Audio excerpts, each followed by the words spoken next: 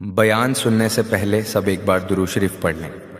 اعوذ باللہ من الشیطان الرجیم، بسم اللہ الرحمن الرحیم، اللہم صلی علی محمد وعلی آل محمد کما صلیت علی ابراہیم وعلی آل ابراہیم انک حمید مجید، اللہم بارک علی محمد وعلی آل محمد کما بارکت علی ابراہیم وعلی آل ابراہیم انک حمید مجید۔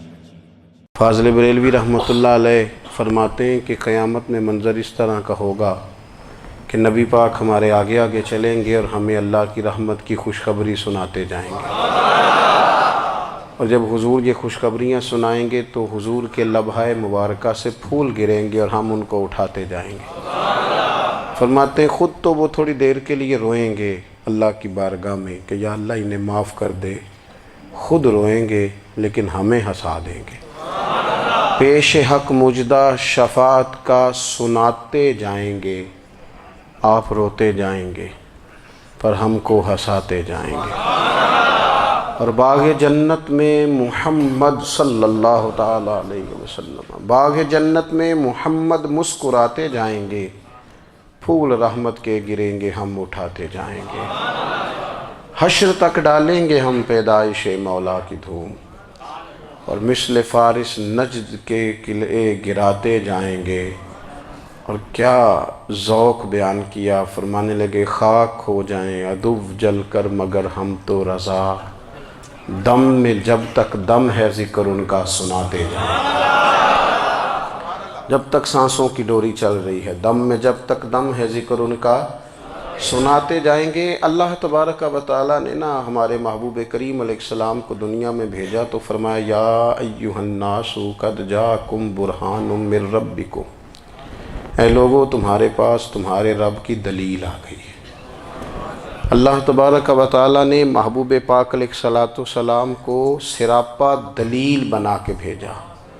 باقی انبیاء کرام علیہم السلام کے پاس بھی اپنی نبوت کے دلائل کے طور پر بے شمار معجزات تھے، اور حضور کریم علیہ السلام کے تو پورے وجود کو ہی اللہ نے معجزہ بنایا ہے، اور نبی پاک صلی اللہ تعالیٰ علیہ وآلہ وسلم کی نبوت کی دلیلیں، حضور کے رسالت کے مستحکم دلائل جگہ جگہ آپ کو ملیں گے۔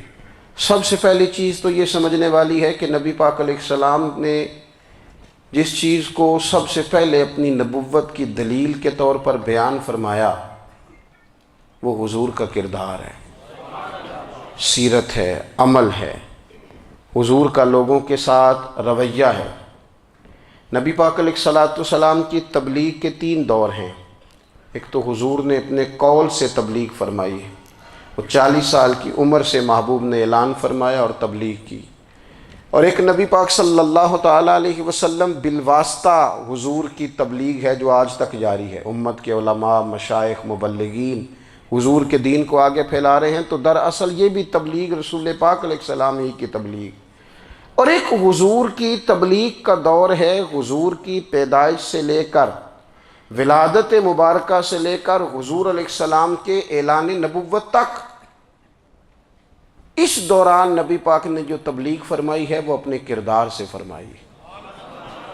عرب کا وہ معاشرہ جو بڑا میلا کچیلا گدلا ہو چکا تھا، جس کے اندر سراسر مادہ پرستی کا زور تھا، جس کے اندر لوگ انسانوں کی خرید و فروخت کرتے تھے، جس کے اندر بیٹیوں کو زندہ دفن کر دیتے تھے، جس کے اندر جو آدمی جتنا زیادہ مضبوط ہوتا تھا اتنا زیادہ لٹیرا بن جاتا تھا، اس معاشرے کے اندر رسول کریم علیہ السلام نے 40 سال گزارے، اور اس طرح گزارے کہ جو بیگانے بھی تھے وہ بھی کہا کرتے تھے یہ صادق ہیں، یہ امین ہیں۔ اور جب حضور نے اعلان نبوت کیا تو فرمایا، یہ قرآن مجید کے لفظ ہے، فرمایا فَقَدْ لَبِثْتُ فِيكُمْ عُمَرًا مِّن قَبْلِهِ أَفَلَا تَعْقِلُونَ، میں تمہارے بیچ عمر کا ایک حصہ گزار چکا ہوں، تمہیں عقل نہیں ہے، شعور نہیں ہے۔ نبی کریم علیہ السلام نے اپنے کردار کو، اپنے عمل کو اپنی نبوت کی دلیل کے طور پر بیان فرمایا۔ وہ تو حضرت حلیمہ بھی فرماتی ہیں نا، جب میں نبی کریم علیہ السلام کو اپنے گھر لے گئی تو میرا اپنا بچہ بھی دودھ پیتا تھا، 2 میرے بیٹے ہو گئے، ایک میری یہ نسبی اولاد اور حضور میری رضائی اولاد۔ تو کہتی ہیں جب میں کریم محبوب علیہ السلام کو اپنے سینے سے لگاتی تھی تو حضور میرے ایک پستان سے دودھ پیتے تھے اور دوسرا اپنے بھائی کے لیے چھوڑ دیا کرتے تھے۔ یہاں سے رسول کریم علیہ السلام نے کردار کے ذریعے تبلیغ اور پھر اعلان نبوت سے پہلے ایک تنظیم عرب کے جوانوں پر، عرب کے سرداروں پر مشتمل بنائی گئی، جس میں نبی کریم علیہ السلام نے بڑا حصہ لیا سرکار نے، اور بڑے اہم لوگوں کو شعور حضور نے عطا فرمائے۔ وہ اس جماعت کا فیصلہ تھا کہ ہم سارے جوان، سارے بڑے لوگ ملیں گے، یہ حضور کے اعلان نبوت سے پہلے کی بات ہے، ہم بڑے لوگ ملیں گے، کسی بڑے کو کسی چھوٹے پر ظلم نہیں کرنے دیں گے، کسی آدمی کو کسی غریب کا حق نہیں کھانے دیں گے۔ حضور علیہ السلام نے نا اپنے کردار سے، اپنے عمل سے، اور آپ کا جو عمل ہوتا ہے نا وہ اصل ہوتا ہے، ایک ہوتا ہے آپ کوئی بات کرتے ہیں اور ایک ہوتا ہے کہ آپ کوئی عمل کرتے ہیں۔ آپ جب عمل کرتے ہیں تو عمل کے ذریعے بھی لوگوں تک بات پہنچتی ہے کہ دراصل آپ کا اٹھنا بیٹھنا چلنا پھرنا کیا ہے۔ میرے رسول کریم علیہ السلام کا اٹھنا بھی ایک نبی کا، بیٹھنا بھی ایک نبی کا، بات کرنا بھی ایک نبی کا، معاملات زندگی کرنا بھی ایک نبی کا، لین دین کرنا بھی ایک نبی کا۔ ایک شخص کہتے ہیں میں نے اعلان نبوت سے پہلے حضور علیہ السلام سے کوئی چیز خریدی تھی اور میں نے عرض کیا تھا آپ یہاں تشریف رکھیں، میں پیسے لے کے آتا ہوں، میں 3 دن کے بعد آیا۔ دیکھو یہ بات کرنی کتنی آسان ہے، بولنی کتنی آسان ہے، پر 3 دن یہاں میرے بھائی کو کسی شخص کو 2 گھنٹے انتظار کرنا پڑ جائے تو لوگ کہتے ہیں الانتظار اشد من القتل، یہ تو قتل سے زیادہ تکلیف والا معاملہ ہے منتظر رہنا کسی کا۔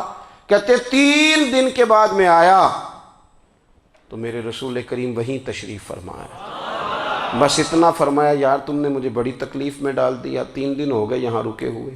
تو حضور نے اپنے کردار کو، اپنے عمل کو، اپنے معاملات کو سب سے پہلے اپنی نبوت کی دلیل کے طور پر پیش کیا۔ کسی نے کیا خوب کہا تھا کہ جو تیری جان کے دشمن ہیں وہ بھی کہتے ہیں، وہ جو تیری جان کے دشمن ہیں، بظاہر تو آئے ہیں نا ہجرت کی رات جان لینے، لیکن امانتیں حضور کے گھر میں رکھی ہوئی ہیں، امانتیں کاشانہ نور پہ پڑی ہیں۔ وہ جو تیری جان کے دشمن ہیں وہ بھی کہتے ہیں کہ امین تو ہے اور صداقت کی آبرو تو ہے، امین بھی تو ہے، صداقت کی آبرو تو ہے۔ تو پہلے کردار، پھر دوسری بات، اللہ تعالیٰ نے اپنے محبوب علیہ السلام کو اپنا مطلق نائب بنا کر، اپنا محبوب اعظم بنا کر، ویسے ہی سارے انسانوں کے بارے میں کہا وَإِذْ قَالَ رَبُّكَ لِلْمَلَائِكَةِ إِنِّي جَاعِلٌ فِي الْأَرْضِ خلیفہ، میں زمین میں اپنا نائب بنانے والا ہوں۔ لیکن حضور علیہ السلام تو محبوب ہے نا، حضور کی نیابت تو محبوبیت کے درجے پر فائز ہے۔ تو رسول پاک کو رب کریم نے اس طرح کا بنا کے بھیجا کہ حضرت عبداللہ ابن رواحہ رضی اللہ تعالیٰ عنہ بیان فرماتے ہیں کہ اگر حضور کوئی معجزہ نہ بھی دکھاتے، نبی کریم علیہ السلام سے کوئی اعجاز لوگ نہ بھی دیکھتے، تو محبوب کا تو چہرہ ہی اس طرح کا تھا، لوگوں نے دیکھتے جانا تھا اور کلمہ پڑھتے جانا تھا۔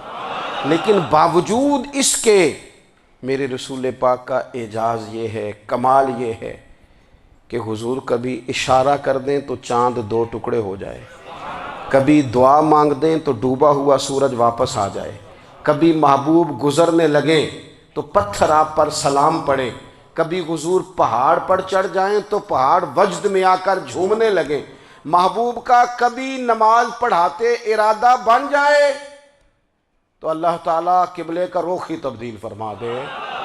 کیا خوبصورت سوچ ہے اور کیا نظریہ دیتے ہیں بریلی کے امام، فرماتے ہیں اجابت کا جوڑا عنایت کا صحرا دلہن بن کے نکلی دعائے محمد، اور اجابت نے جھک کر گلے سے لگایا بڑی ناز سے جب دعائے محمد۔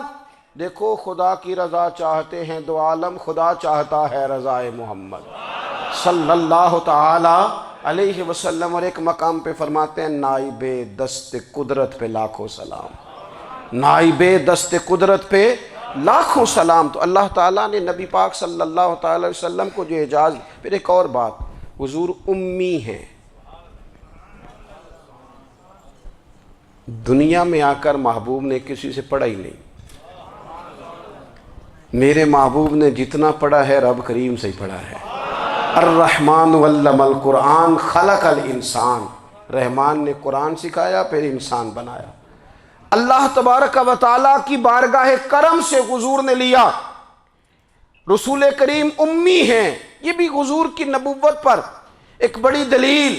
دیکھو، ایک ہوتا ہے کوئی آدمی بچپن سے ہی کسی چیز سے شغف رکھے اور جب اس کی عمر بڑی ہو جائے تو کہتے ہیں اس کا تجربہ بڑا ہو گیا ہے، یہ پہلے کچھ شعر کہتا تھا، کوئی ادبی جملہ کہتا تھا، تو اب اس کی یہ کام کرتے کرتے عمر بڑی ہو گئی ہے تو رسوخ حاصل ہو گیا۔ 40 سال کی عمر مبارک تک نبی کریم نے ایک شعر بھی نہیں کہا۔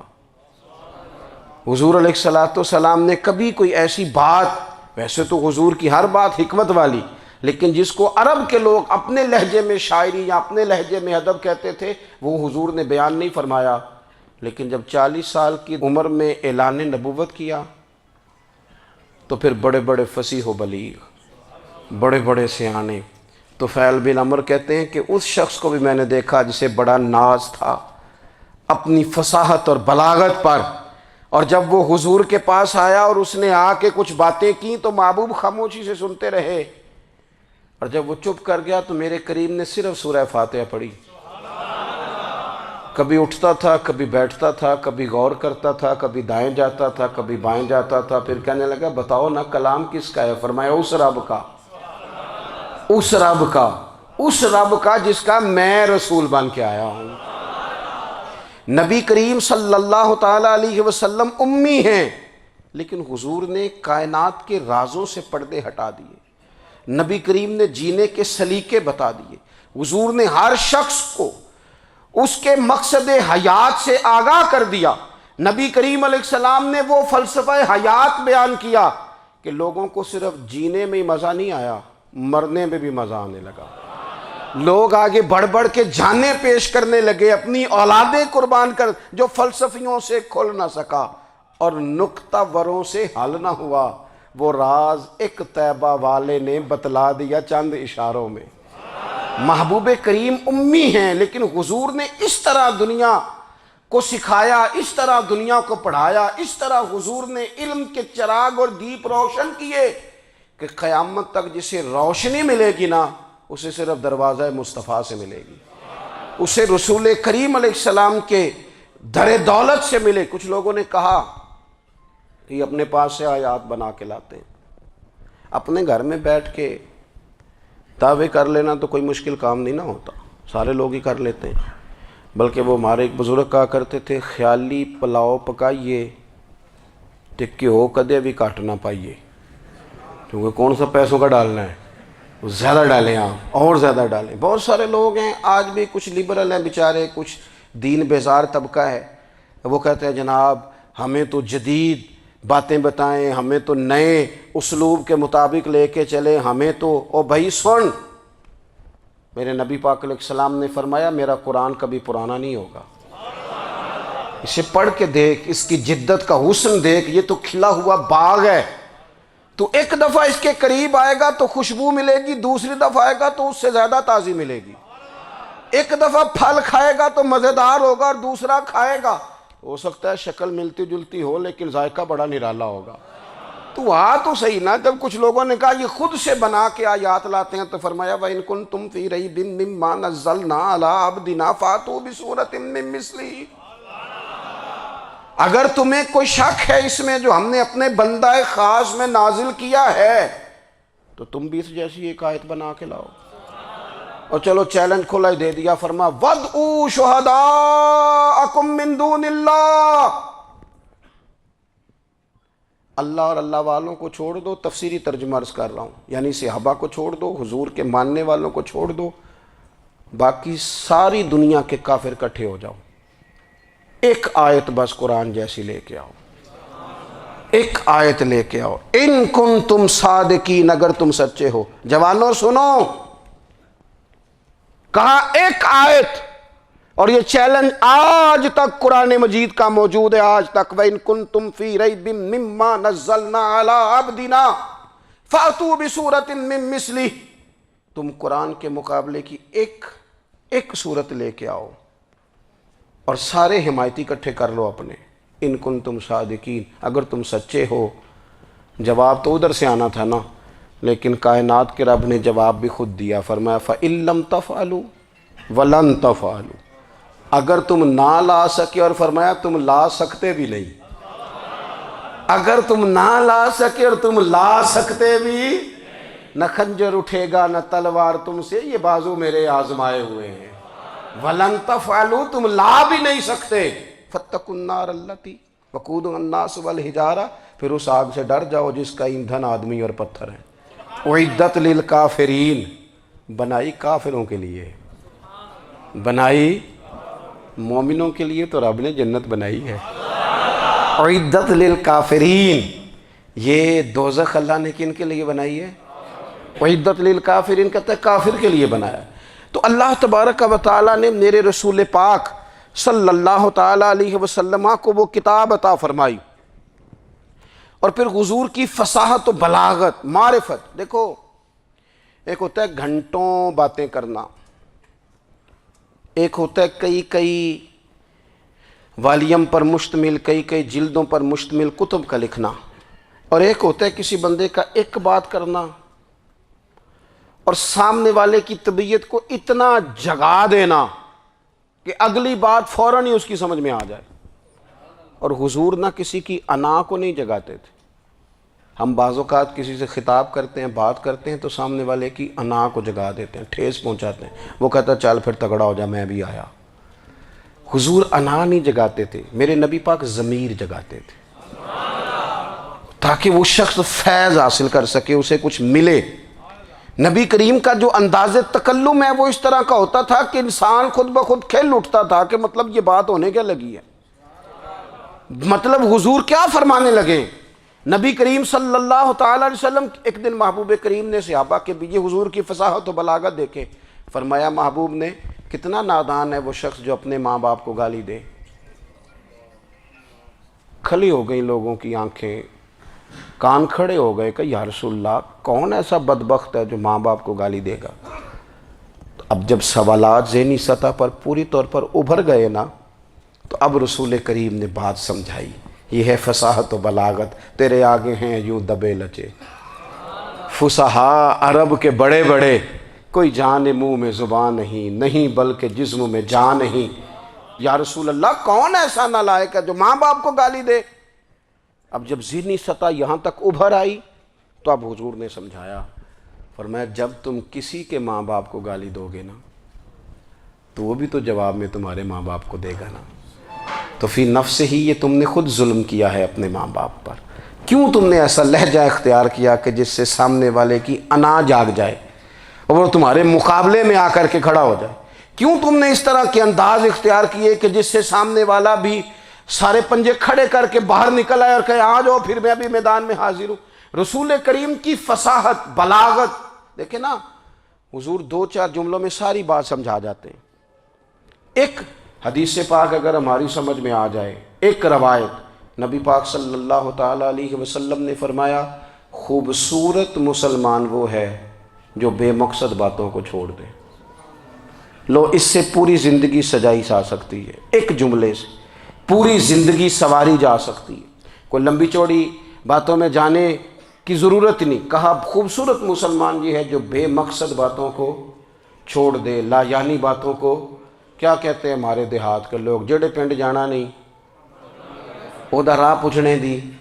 لیکن آج کل لوگ باز آندے، یعنی جس بات کا بالکل تعلق نہیں نا وہ بات بھی کرتے جاتے ہیں، جس کا شعبہ ہی نہیں وہ بھی چھلانگ لگا کے اس میں آ جاتا ہے۔ ہم اپنا وقت ضائع کرتے ہیں، اپنی صلاحیتیں ضائع کرتے ہیں، اپنا نقصان کرتے ہیں۔ ہم اپنا کام صحیح کر کے نہیں کرتے اور دوسری ساری دنیا کو ٹھیک کرنا چاہتے ہیں۔ او بھائی، آپ جس جگہ جس شعبے سے تعلق رکھتے ہیں آپ اپنے معاملات میں مضبوطی پیدا کریں۔ حضور نے اپنی فصاحت کے ساتھ، بلاغت کے ساتھ لوگوں کو قائل کیا، اور قرآن مجید کی تاثیر کا یہ اثر میرے کریم رسول نے دکھایا کہ رات کو جب حضور بیٹھ کے قرآن پاک پڑھتے تھے نا، جب یاسین والے نبی خود یاسین کی تلاوت کریں، جب طٰہٰ والے محبوب خود طٰہٰ کی تلاوت کریں، غور کرو نا، جب مدثر والے محبوب خود ان جملوں کو ادا کریں، یعنی جن کے بارے میں آیت آئی ہے، جب وہی یہ آیت پڑھیں کہ اِنَّا أَعْطَيْنَاكَ الْكَوْثَرَ، یعنی جن کا ذکر ہو رہا ہے، جب وہ یہ بات کریں کہ یا ایھا النبی انا ارسلناک شاہدا ومبشرا ونذیرا لتؤمنوا باللہ ورسولہ وتعزروہ وتوقروہ وتسبحوہ بکرۃ واصیلا، جن کے بارے میں آیت آئی ہے، جب وہ یہ کہہ رہے ہوں کہ ورفعنا لک ذکرک، جب وہ کہہ رہے ہوں والضحیٰ واللیل اذا سجا، ذرا اس کیفیت کو دیکھیں جب محبوب خود پڑھ رہے ہوں، اور جو حضور پر آئی ہیں اس کا ذائقہ، اس کا لطف، اس کا انداز بھلا کیا ہوگا۔ حضور جب رات کو پڑھتے تھے نا قرآن پاک، تو جو پکے کافر تھے نا، ابو جہل جیسے لوگ، وہ بھی جھاڑیوں میں چھپ چھپ کے مدینے والے کی تلاوت سنا کرتے تھے، حضور کی تلاوت سنا کرتے تھے۔ یہی بہتر ہے کہ پردوں میں وہ پردہ پوش رہے، وہ اگر پردے ہٹا دے تو کسے ہوش رہے۔ رسول کریم علیہ السلام کی تلاوت کا سننا، قریب جانا، یہ اعجاز ہے۔ حضرت فاروق اعظم کہتے ہیں میں طبیعت کا بڑا ڈاڈا تھا، مزاج کا بڑا سخت تھا، زندگی ہمیشہ ڈٹ کر گزاری، باتوں پر کھڑا رہنا آتا تھا، پر جب میری بہن نے مجھے چند آیتیں سنائی نا تو میں تڑپ ہی گیا۔ گھروں آیا سمار مقامنے نو، ہن مینو مار دے لے چلو، اوے متے عمر دی عمر برباد ہو جائے جتھے عمر سوار دے لے چلو۔ یہ اعجاز ہے رسول کریم صلی اللہ تعالیٰ علیہ وسلم پر نازل ہونے والی کتاب کا۔ پھر حضور نے خبریں دی، نبی پاک نے خبریں دی، حضور نے فرمایا روم فتح ہوگا، وہ ہوا۔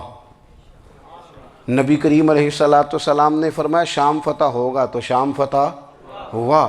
فرمایا ایران فتح ہوگا، تو ایران فتح ہوا۔ سراقہ بن مالک کہتے ہیں ایک گاؤں پر بھی مسلمانوں کی حکومت نہیں تھی، ایک گاؤں پر۔ حضور مکہ مکرمہ سے نکل رہے تھے، مدینہ طیبہ تشریف لے جا رہے تھے، ابھی راستے میں تھے، میں 100 سرخ اونٹوں کے لالچ میں معاذ اللہ حضور کو گرفتار کرنے پہنچ گیا۔ محبوب نے حکم دیا، حضور کا معجزہ میں نے آنکھوں سے دیکھا، میرا گھوڑا زمین میں دھستا چلا گیا، میں نے معافی مانگی، حضور نے معاف کر دیا۔ میں نے سمجھا اچانک ہو گیا ہے۔ یہ منوانا بھی بڑا مشکل کام ہے۔ شجر و حجر پہچان گئے، انسان کی نظروں میں شاکی رہا۔ یہ کچھ ایسے لوگ ہیں جن کو منوانا توبہ توبہ، ماننے کو تیار نہیں، دیکھ دیکھ کے بھی ماننے کو تیار ہے نہیں، ماننے کو تیار ہی نہیں۔ کہتے ہیں کہ میں نے پھر چاہا آگے بڑھنا، تو پھر زمین کے اندر میرے گھوڑے کے پیر دھنسنے لگے، پھر معافی مانگی۔ کریم تیرے معاف کرنے کی ادا پہ بھی قربان جائیں۔ یہ نہیں فرمایا کہ تو بار بار یوں ہی کرتا ہے، فرمایا معافی مانگتا ہے، جا میں نے معاف کیا۔ کہتے ہیں 3 دفعہ میں آگے بڑھا، 3 دفعہ حضور نے معاف کیا تو مسکرا کے فرمانے لگے تو یہاں مجھے گرفتار کرنے آیا ہے، وہ کیسر روم کا علاقہ فتح ہوگا۔ وہ کنگن جو پہنتا ہے نا ہاتھوں میں، بادشاہ کے کنگن معروف ہیں، وہ تیرے ہاتھوں میں آئیں گے۔ اللہ کرے آپ سمجھیں۔ یہ جو لوگ ڈری ڈری سہمی اور ہمارے بچے مایوسی کی معاذ اللہ باتیں کرتے ہیں، وہ دیکھیں حضور کس طرح کی گفتگو فرماتے ہیں۔ ابھی ایک گاؤں پر بھی اسلام کی حکومت نہیں، لیکن حضور کا خبر دینے کا انداز۔ کریم فرمانے لگے وہ کیسر روم کے جو کنگن ہوں گے وہ تیرے ہاتھوں میں آئیں گے۔ جناب سراقہ بن مالک فرماتے ہیں کہ میں مسلمان ہو گیا، حضور کا وصال ہو گیا، کنگن نہیں آئے۔ حضرت ابوبکر صدیق کا وصال ظاہری ہو گیا، کنگن نہیں آئے۔ جناب عمر کا دور آ گیا، سراقہ بوڑھے ہو گئے۔ کوئی بندہ پوچھتا نا کہ اب تو عمر ڈھل گئی ہے، زندگی کا پتہ نہیں، کہنے لگے نہیں میں نہیں جاتا، جب تک کنگن نہیں آتے اسرائیل کوئی نہیں آئیں گے، کیونکہ ساڈے نبی دی زبان ساڈے واسطے قرآن۔ جو دن کو کہہ دیا دن ہے تو دن نکل آیا، جو شب کو کہہ دیا شب ہے تو رات ہو کے رہی، اور خدا نے ان کی زبان کو وہ اختیار دیا، جو نکلی منہ سے ان کے وہ بات ہو کے رہی۔ اور فاضل بریلوی کا تو انداز ہی پھر انوکھا ہے نا. وہ تو کہتے ہیں وہ زبان جس کو سب کن کی کنجی کہیں، جس کو سب کن کی کنجی کہیں، اس کی نافذ حکومت پہ لاکھوں سلام. کہنے لگے نہیں آتے حضرت اسرائیل، فکر نہ کرو.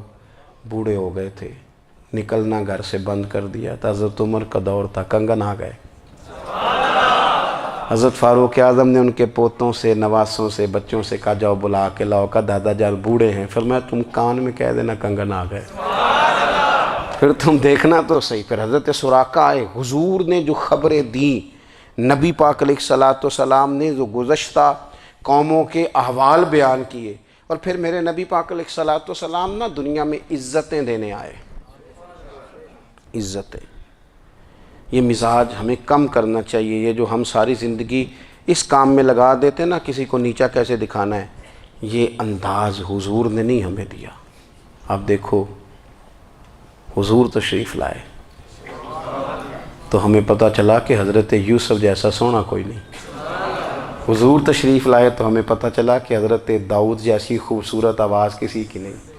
حضور تشریف لائے تو ہمیں پتہ چلا کہ جناب عیسیٰ علیہ السلام کا فقر اختیاری کس طرح کا تھا. محبوب تشریف لائے تو ہمیں پتہ چلا کہ حضرت موسیٰ کا جلال کس طرح کا تھا. یہ تو حضور آئے تو نبی پاک علیہ السلام نے اس کی بھی عظمت بیان کی، اس کی بھی شان بیان کی. حضور نے بتایا کہ ابو بکر صدیق کی شان کیا ہے، فاروق اعظم کا مرتبہ کیا ہے، عثمان غنی کی حیا کیا ہے، مولا علی کی شجاعت کیا ہے، اہل بیت نبوت کی عظمت کیا ہے. حضور آئے عزتیں دینے. ماں کو عزت دی مدینے والے رسول نے. کہا جس کا باپ راضی ہو گیا اس کا رب راضی ہو گیا. فرمایا جو 2 بیٹیاں، 3 بیٹیاں، 4 بیٹی بہنیں یا 1 بیٹی یا بہن بیاہ کے آ گیا نا، اس طرح میری 2 انگلیاں جڑی ہوئی ہیں، میرے ساتھ جڑ کے جنت میں جائے گا. رسول کریم صلی اللہ تعالی وسلم نے عزت دی، عزت دی. حضور عزتیں دینے، کوئی اعزاز نہیں. ان پڑھ بندہ ہے، سادہ ہے، غریب ہے، مزدوری کرتا ہے، ہاتھوں پہ چھالے. یا رسول اللہ اس کا بھی کوئی اعزاز ہے؟ قربان جائیں، میرے کریم نے عزت دی. فرمایا محنت کر کے روزی کمانے والا تو اللہ کا دوست ہے. یہ اینٹیں اٹھانے والا، یہ مشقتیں کرنے والا، یہ صبح دیہڑی پہ جانے والا، یہ بیچارہ جو اچار سے روٹی کھاتا ہے، تو نے ہر شخص کی قسمت میں یہ عزت لکھی اور آخری خطبے کی صورت میں وصیت لکھی. رسول کریم نے ہر بندے کو اعزاز دیا، عظمتیں دی. حضور عزتیں دینے آئے. نبی پاک علیہ السلام نے اعزازات دیے، حضور نے نوازا. یہ ساری چیزیں میرے رسول پاک کی تشریح. اور پھر یہ جو حضور کے صحابہ اور اہل بیت ہیں نا، یہ بھی میرے نبی پاک کی نبوت کی دلیل ہے. اتنی جلدی انقلاب آیا نہیں کرتے. وہ کل تک جو رہزن تھے حضور نے راہبر بنا دیے. وہ لوگ جو کل تک ایک دوسرے کے گلے کاٹ کے کھاتے تھے، ایک دوسرے کو مارتے تھے، تکلیف پہنچاتے تھے، برادری ازم پہ لڑتے تھے، حضور نے بھائی بھائی بنا دیے. ایک پلیٹ میں کھانا کھانے لگے سیدنا بلال حبشی، صہیب رومی، سلمان فارسی. حضور نے یوں کر کے ملا دیا. نبی کریم علیہ السلام نے تقسیمیں ختم کر دی دنیا میں. حضور کے صحابہ نے اپنا کردار اس طرح کا دکھایا، اتنا بلند کیا، اور صحابہ کرام علیہم رضوان اس کو دے کر اتنی بلندیوں پہ گئے کہ گواہیاں اللہ کا قرآن دیتا ہے. فرمایا محمد الرسول اللہ والذین معہ اشداء علی الکفار رحماء بینہم تراہم رکعا سجدا یبتغون فضلا من اللہ ورضوانا. فرمایا یہ جو میرے محبوب کے ساتھ والے ہیں کافروں پر سخت ہیں، آپس میں نرم دل ہیں. تم جب بھی انہیں دیکھو گے سجدے کرتے دیکھو گے، رکوع کرتے دیکھو گے. تم انہیں دیکھو گے اللہ کی رضا کے متلاشی ہیں. انہیں ساری مادہ پرستی سے نکال کر محبوب نے رب کی رضا کے رستے پہ ڈال دیا. میرے نبی کریم سید عالم صلی اللہ تعالیٰ علیہ وسلم کی نبوت کے دلائل کے طور پر یہ ساری چیزیں آئیں. بس میں بات سمیٹنے لگا ہوں. حضور کا جو اخلاق ہے نا، وہ بھی نبی کریم علیہ الصلاۃ والسلام کی نبوت کی بہت بڑی دلیل ہے. وَإِنَّكَ لَعَلَىٰ خُلُقٍ عَظِيمٍ. محبوب ہم نے آپ کو نا خلق عظیم کا مالک بنایا ہے. کچھ لوگ سمجھتے ہیں صرف آپ کا بولنے کا انداز ٹھیک ہو تو آپ با اخلاق ہیں. نہیں بھائی، بولنے کا انداز ٹھیک ہونا با اخلاق نہیں، سچ بولنا اخلاق کی علامت ہے۔ آپ کا حق بات کرنا اخلاق ہے، آپ کا صحیح گواہی دینا اخلاق ہے، آپ کا اللہ تعالیٰ کی طرف سے آزمائش آنے پر صبر کا مظاہرہ کرنا اونچا اخلاق ہے۔ رب نعمت دے تو آپ کا وجود ڈھلتا جائے شکر میں، یہ اخلاق ہے۔ رب کریم اگر آپ کو کسی وقت کسی آزمائش میں اپنی حکمت سے ڈالتا ہے تو عزت نفس کو برقرار رکھنا، خودداری کو برقرار رکھنا، یہ اخلاق۔ نبی پاک نے اعلیٰ ترین اخلاق کی بات بتائی، اعلیٰ ترین۔ حضور نے لوگوں سے بیعت لیتے وقت کہا تھا میرے ہاتھ پر بیعت کرو، چوری نہیں کرو گے۔ نبی پاک علیہ السلام نے مختلف امور پر بیعت لی۔ حضرت حکیم بن حزام کہتے ہیں حضور نے میرے ہاتھ پہ ہاتھ رکھ کے کہا میرے ہاتھ پہ ہاتھ رکھ کے بیعت کرو کہ کسی دنیا دار سے سوال نہیں کرو گے، خودداری سے زندگی گزارو گے، عزت نفس سے، جو رب نے تمہیں دیا ہے تم اس پر راضی رہو گے۔ لوگوں کی جیبوں کو ٹٹولنا، دوسروں کی دولتوں پہ راج کرنا، دوسروں کے مال پر نگاہیں ڈالنا اللہ کے حبیب نے پسند نہیں فرمایا۔ فرمایا بیعت کرو کہ تم کبھی کسی سے سوال نہیں کرو گے۔ حد ہو گئی۔ نبھانے والوں نے پھر اس عہد کو نبھایا اور کمال کر دی۔ حضرت حکیم بن حزام گھوڑے پہ بیٹھے تھے، ہاتھ میں درہ تھا، وہ زمین پہ گر گیا، قریب غلام کھڑا تھا۔ حضرت حکیم بن حزام خود گھوڑے سے اترے، درہ اٹھایا، دوبارہ گھوڑے پہ بیٹھے۔ غلام عرض کرنے لگا حضور مجھے بتا دیتے میں اٹھا کے دے دیتا۔ آنکھیں چمک اٹھیں، فرمانے لگے کیسے بتا دیتا؟ اپنے رسول سے وعدہ کیا ہے کبھی کسی سے سوال نہیں کروں گا، کبھی سوال نہیں کروں گا۔ اللہ کے محبوب نے ہمیں اعلیٰ اخلاقی قدروں کی بات ہمیں سکھائی ہے۔ ہم دیکھتے ہیں کہ بڑی جلدی 2 4 5 لوگوں کے غصہ دلانے پر ہم ساری اخلاقی حدوں کو کراس کر جاتے ہیں۔ دوستو ہمارا ایک ویژن ہونا چاہیے، ہمارے ذاتی رویے بڑے معتبر ہونے چاہیے۔ لین دین کے معاملات کے اندر مسلمانوں کو بڑا صاف ستھرا ہونا چاہیے۔ ہمیں اپنی معاشی زندگی میں روزمرہ کے معاملات میں ہماری توجہات کا مرکز صرف اللہ رسول کی ذات ہونی چاہیے۔ رب کریم نے اپنی حکمت سے کسی کو کتنا دیا ہے یہ اس کی حکمت کے تقاضے ہیں۔ ہمیں اس نے جس رنگ میں جس حال میں رکھا ہے ہمیں اپنے رب کی رضا پر بہت زیادہ مطمئن ہونا چاہیے۔ اچھا پھر ایک اور بات، جن چیزوں کو ہم نے دکھ بنایا ہے نا یہ تو وہاں دکھ تھا ہی نہیں۔ مہینہ مہینہ چولہا نہیں جلا، لیکن کسی جگہ اظہار غربت ہے حضور کی اولاد پاک کا یا صحاب کا یا ازواج کا۔ مہینہ مہینہ چولہا نہیں جلا، لیکن یہ اخلاق عالیہ کا حسن دیکھو، اپنے گھر مہینہ مہینہ چولہا نہیں جلا، جو مانگنے آیا اسے جھولی بھر کے عطا فرمایا، کوئی دروازے سے خالی نہیں گیا۔ عزیز بھائی اگر زندگی میں اخلاقی قدریں ہم اپنا لیں اور ہم تھوڑا تھوڑا کر کے اپنے آپ کو تبدیل کریں، ساری زندگی توجہ رہی کہ فلاں کیا کر رہا ہے فلاں کیا کر رہا ہے، تھوڑا سا گردن کو جھکا کے اپنے اوپر توجہ ڈالیں، اپنے آپ کو وقت دیں، حضور کے اخلاق عالیہ کی روشنی میں، تعلیمات حسنہ کی روشنی میں ہم اپنے کردار و عمل پر تھوڑی توجہ دیں۔ اس وقت بہت بڑی تعداد میں امت مسلمہ ہے، اور ایسا نہیں ہے کہ دولت نہیں ہے، دولت سے بھی سرشار ہیں۔ ہمارے ہاں بڑے بڑے انجینئر ہیں، بڑے بڑے ڈاکٹر ہیں، لیکچرار ہیں، ہمارے پاس بڑے بڑے ہاسپٹل ہیں، بڑا کچھ ہے، لیکن کردار و عمل کے بادشاہ، اپنی زندگی تقوی کی روشنی میں گزارنے والے ان لوگوں کی تعداد کم ہے۔ اگر کوئی آج بھی سارے کام نیک کرے لیکن جائیداد میں سے بیٹی کا حق رکھ جائے تو پھر اس نے کیا میلاد منایا ہے؟ اگر آج بھی جو 2 4 لوگ بیچارے اس کے زیر دست ہیں، ملازمین ہیں، ان کے ساتھ اس کا رویہ انتہائی سخت ہو تو اس نے کیا میلاد منایا؟ اگر آج بھی وہ برادری ازم کی بنیاد پر دوستیاں کرے اور چھوٹے بڑے کی وہ تقسیم رکھے، جسے حضور نے فرمایا کہ قبیلے تو تعارف کے لیے، ورنہ کسی عربی کو اجمی پر، گورے کو کالے پر کوئی فضیلت نہیں۔ اگر کوئی آج بھی اس برادری ازم کا قائل ہے پھر اس نے کیا میلاد منایا؟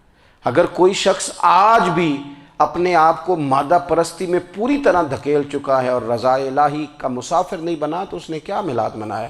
اپنی طبیعتوں میں روحانی تبدیلی اور وہ خاص افکار جو حضور اپنے غلاموں میں پیدا فرماتے ہیں، ان افکار کو پیدا کرنا، سوچوں کو بدلنا، سوچوں کو، نظریات کو بدلنا۔ اپنے روزمرہ کے معاملات کا جائزہ لینا کہ ہم کس طرح آگے بڑھ سکتے ہیں اور کس طرح ہم ایک بہترین امتی اور ایک بہترین مسلمان بن سکتے ہیں، اس پر توجہ دینا، یہ میلاد ہمیں سبق دیتا ہے۔ اللہ تعالیٰ مجھے اور آپ کو عمل کی توفیق عطا فرمائے۔ آخر دعوایا ان الحمدللہ۔ بسم اللہ الرحمن الرحیم۔ اللہم صلی علی محمد وعلی آل محمد کما صلیت علی ابراہیم وعلی آل ابراہیم انک حمید مجید۔ اللہم بارک علی محمد وعلی آل محمد کما بارکت علی ابراہیم وعلی آل ابراہیم انک حمید مجید۔